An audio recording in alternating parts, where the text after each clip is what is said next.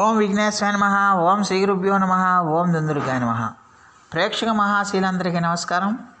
కుంభరాశికి చెందిన జాతకులకి జూన్ నెల 9వ తేదీ నుంచి 15వ తేదీ వరకు గోచార ఫలితాలు ఎలా ఉంటాయనే విషయాన్ని మనం తెలుసుకునే ప్రయత్నం చేద్దాం.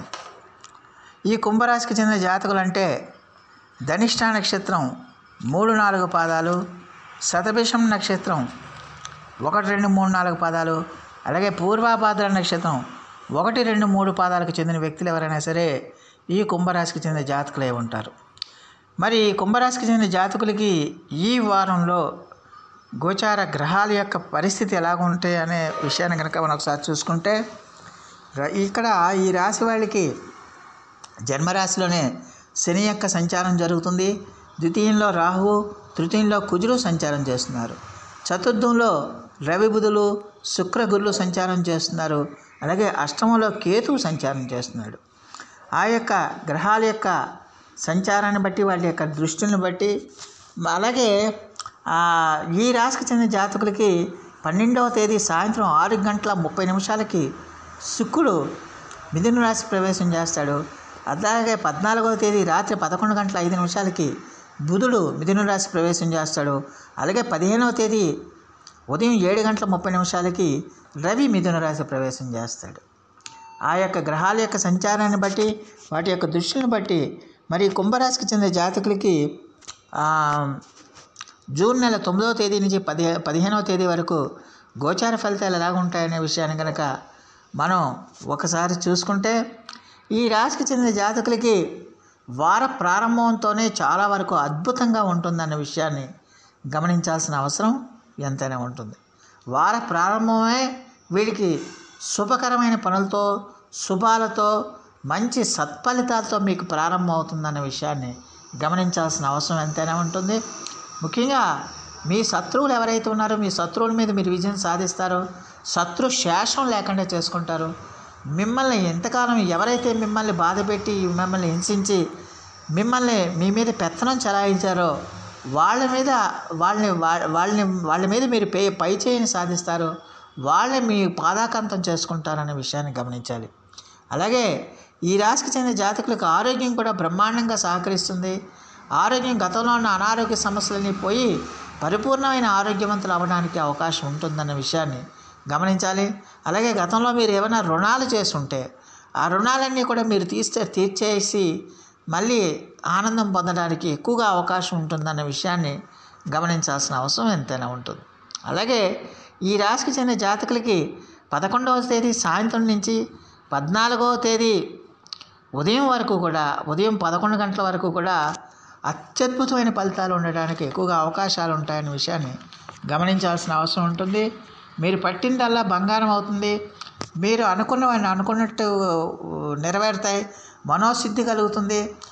ఎక్కడ ఏ విషయంలో చూసినా మీకు శుభ ఫలితాలే ఉంటాయి. ఆదాయానికి ఆదాయం పెరుగుతుంది, ధనానికి ధనం పెరుగుతుంది, కీర్తి ప్రతిష్టలు పెరుగుతాయి. అలాగే ధాన్య సంపత్తి కలుగుతుంది. ఏ విధంగా చూసినా మీకు సుఖము, సంతోషం సొంతం అవుతుంది. స్నేహితులతో వినోద కార్యక్రమాలు పాల్గొంటారు. ఆధ్యాత్మిక ఆసక్తి పెరుగుతుంది. ఆధ్యాత్మిక కేంద్రాలను మీరు సందర్శిస్తారు.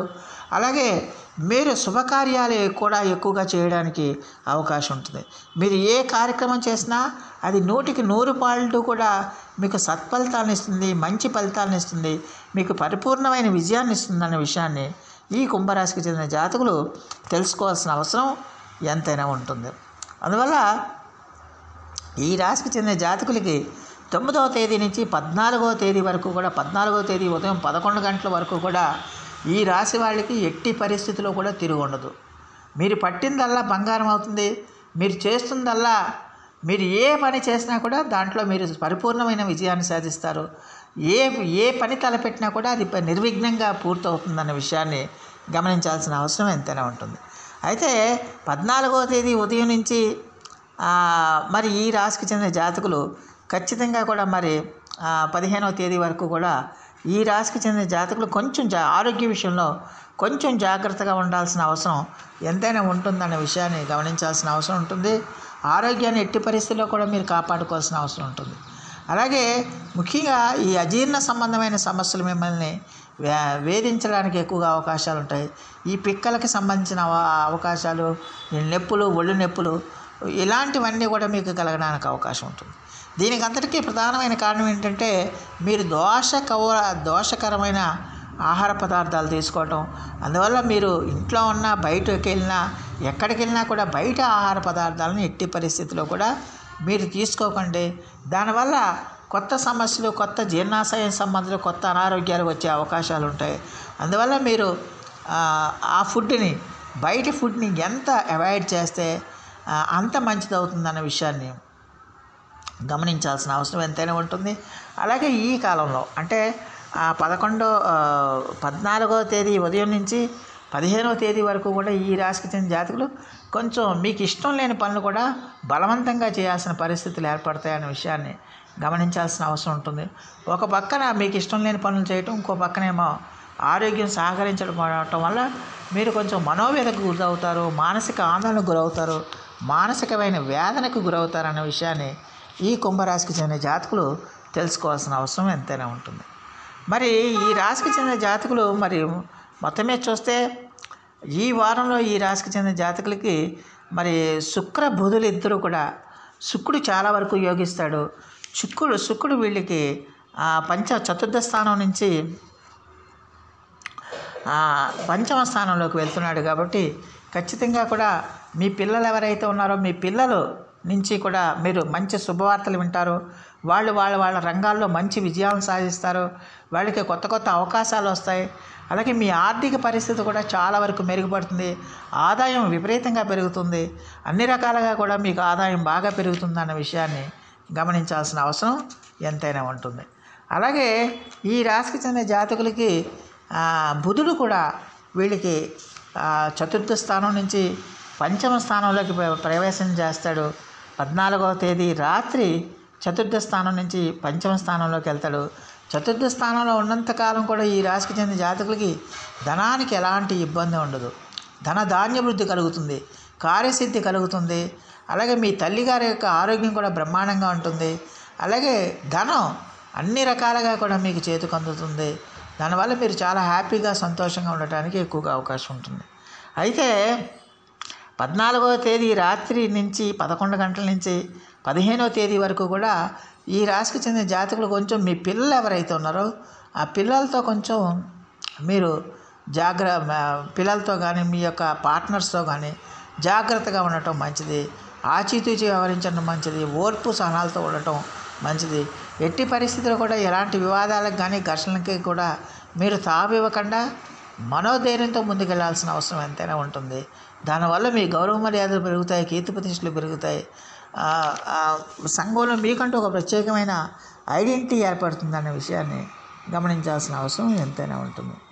అలాగే ఈ రాశికి చెందిన జాతకులకి ఖచ్చితంగా కూడా మరి శుక్రుడు చతుర్థ స్థానంలోనే పంచమ స్థానంలో 2 స్థానాల్లో కూడా వీళ్ళకి చాలా వరకు మేలు చేస్తాడు. అందువల్ల ఖచ్చితంగా కూడా మీకు చాలా బ్రహ్మాండంగా ఉంటుంది. ఆదాయపరంగా వీళ్ళకి చాలా వరకు బ్రహ్మాండంగా ఉంటుందన్న విషయాన్ని గమనించాల్సిన అవసరం ఎంతైనా ఉంటుంది. అలాగే ఈ రాశికి చెందిన జాతకులకి 4వ తేదీ ఈ రాశికి చెందిన జాతకులకి ఖచ్చితంగా కూడా మరి 12వ తేదీ వరకు కూడా ఆ యొక్క శుక్రుడి యొక్క దృష్టి ఏదైతే ఉందో ఆ శుక్రుడి యొక్క దృష్టి, అలాగే రవి యొక్క దృష్టి, అలాగే గురుడి యొక్క దృష్టి, ఆ బుధుడి యొక్క దృష్టి కూడా మీకు ఖచ్చితంగా మీ దశమ స్థానం మీద పడుతుంది.